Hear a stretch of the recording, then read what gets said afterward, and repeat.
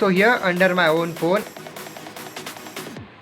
you can see that we are getting her notification, which is nothing but a marketing maniac, which you are simply send it from here. Now this is the condition after I just crashed my emulator.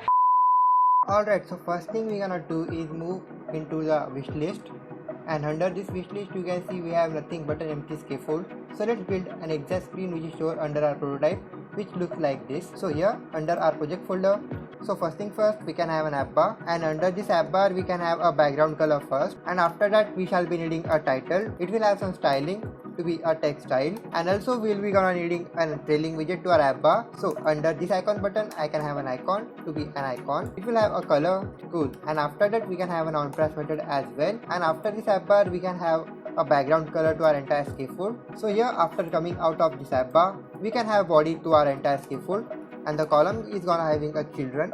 So first thing first, we can have a main axis alignment. So here we can have children, and the first children is nothing but a size box, and this size box will have a column as a child. So under this column, first of all we can have a circle avatar. It will have a color. Alright, so it's here, but we don't need that there. So here we can simply remove the main axis alignment from this side. Alright, so it's up here. So here we can have a text. It is gonna be having some style to be a text style, and after this text, if we check our prototype, your wish list will go here. Alright, so we have our things here which are jumbled up, but no worries. Alright, so here under this column we can have a main axis alignment, and similarly for the cross axis alignment. Alright, so here we can do one thing, that is increase the radius of our entire circle avatar. Also let's give some height and width to our size box. So we can do one thing, that is give some padding to our entire text. Alright, so after this we can do one thing, that is increase the font size of our this text. Cool, it's looking more cool now. And if we check our prototype, after the following things we will have the following size box which will be containing all the list. So let's make it up. But before that we can do one thing, that is increase the height of our entire size box. Alright, so here coming out of this size box we can have a text. It will have some style to be a text style, and here we can do one thing, that is to our column we can have our main axis alignment, and similarly for our cross axis alignment. And after this thing we will be needing just a list of the following categories. We can have a list style, and under the list style it will first of all have a leading widget. So for leading I can simply have an icon from UI icons dot business, and after this it will have a title. It will have some style, and here under this color we can also have a blue gray to it as well. Alright, it's okay. We can simply copy the following color. Alright, so we have both of our things here.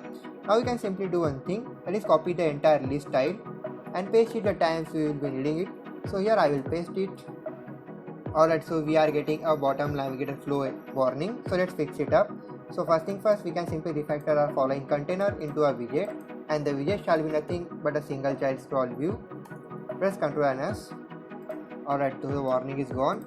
Now we need to do one thing, that is refactor the following icon as well as the following title of the category according to our prototype. So I will simply fast forward the video. So our next objective for today's tutorial is building a basket screen, which is the following icon screen for it. We can have a next screen for a basket one.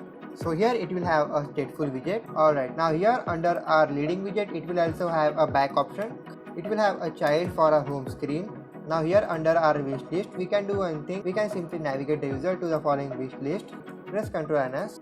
Alright, so we have here our screen completed, which on navigating, which will navigate us there. Okay, we have a wrong icon. We can simply go back here on our main screen. Now our next objective for the following video is about notifications, that is our background notification into our Udemy clone from the Firebase. So here we can simply do one thing, that is assign our notification on our main.dat file. But here's the thing, in our later lecture we are going to do one thing, that is assign a shared preference property over our Udemy clone. Through it the user shall be automatically navigated to the home screen. Instead of logging and signing in again and again, we shall be very frustrating and irritating.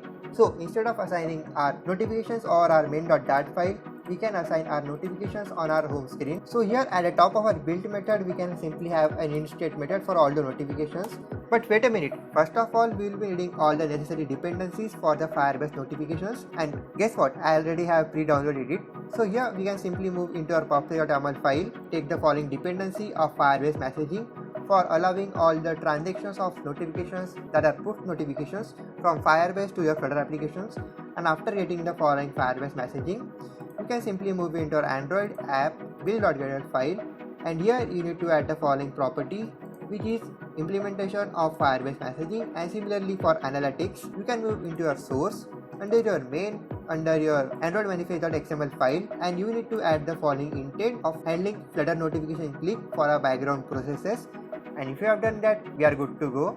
So here we can close it up, and in our initiate method we need to assign a following way. Through that, the Firebase shall be sending messages that are push notifications to our Flutter application automatically.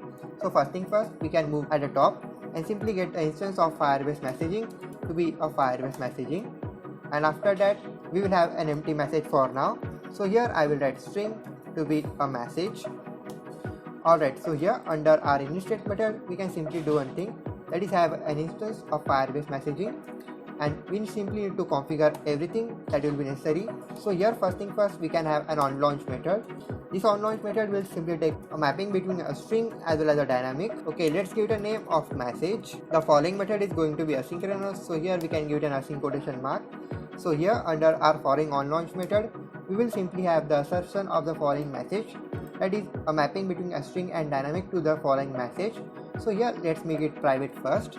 Alright, so here we can have a message should be equal to message, which will be a string and dynamic, and the following message will take nothing but the title of the message. Alright, so here we can give semicolon here.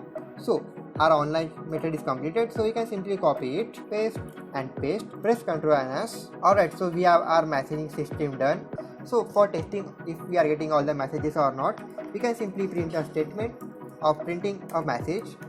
We can simply copy it. Alright, so we have everything done that will be necessary for all the messaging thing. So you can format the document once. Now the following code shall be responsible for handling all the background messages. Now we need to also do one thing, that is configure a token. So here I will write Firebase messaging dot get token, and under the form of get token we can simply assign a then value, which is simply a value, and from that we can simply print a foreign token. So here I will write print value, because we will be not needing any token for showing to the user. Alright, so we have made a decent progress in our today's tutorial, that is we have built a wish list and similarly all the messaging. Now the next thing we are gonna do is changing the app icon.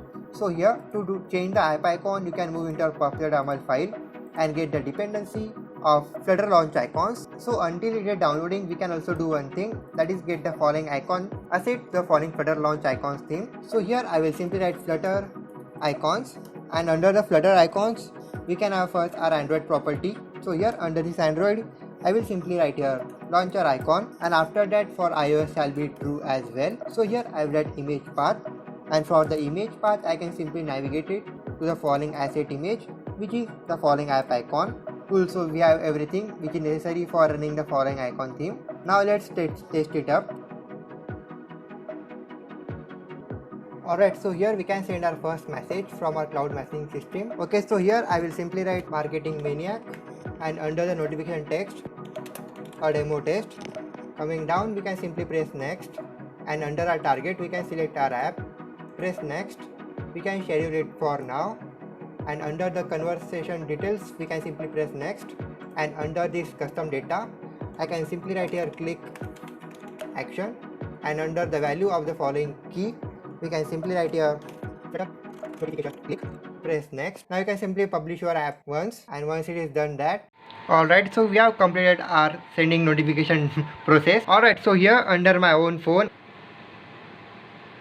you can see that we are getting her notification, which is nothing but a marketing maniac, which you are simply send it from here. Now this is the condition after I just crashed my emulator. So this was all about for today, and if you have loved this tutorial, kindly like this video and pray that I will have my emulator up and working in a later tutorial. So I will see you in the next one while implementing the next functionality under our Udemy clone.